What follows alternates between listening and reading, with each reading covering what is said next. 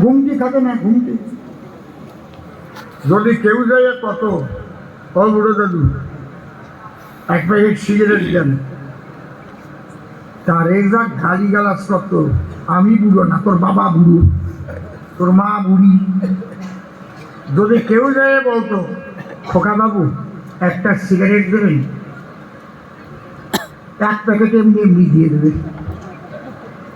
তোর মতো ভালো ছেলে হয় না, তুই ঠিক বুঝিস। তা ওনারে বলতে হবে খোকা বাবু ভালো আছেন তো? বুড়োরে বুড়ো কইছি, রাজিয়ে গেছে। দুটো প্রশ্ন করেছিলাম, তার জবাব দিয়েছে কি? এখন কই না না, আপনারা কিছু কর নেই কেন? আগে উঠে সেই দুটো জবাব দেব না নাকি?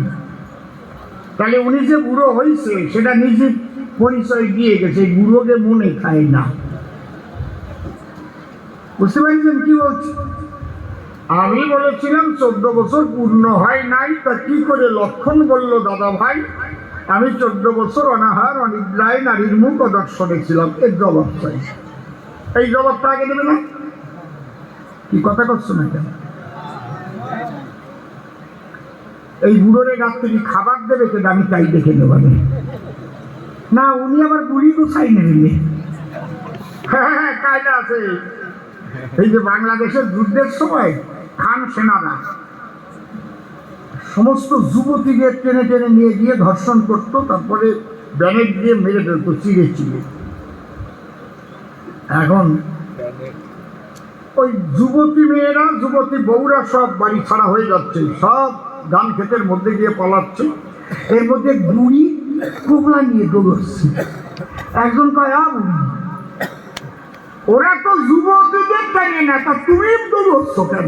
কয় বুড়ো পুলিশও আছে। বুড়ি কয় বুড়ো পুলিশও আছে, ওনারা খাবার দেবে না, বুড়ি আবার গোটাই দেবে না একজন, বুঝেছেন? জবাব দেবা না? নিজের বরাদ্দ অনুপাতে শ্রাদ্ধ করার দরকার না, শ্রাদ্ধ বেশি ছড়াই নিয়ে তারপরে ভালো হয় না, ঠিক কিনা? আচ্ছা, আগামী দিনের জন্য আপনাদের যে কথাটা আরো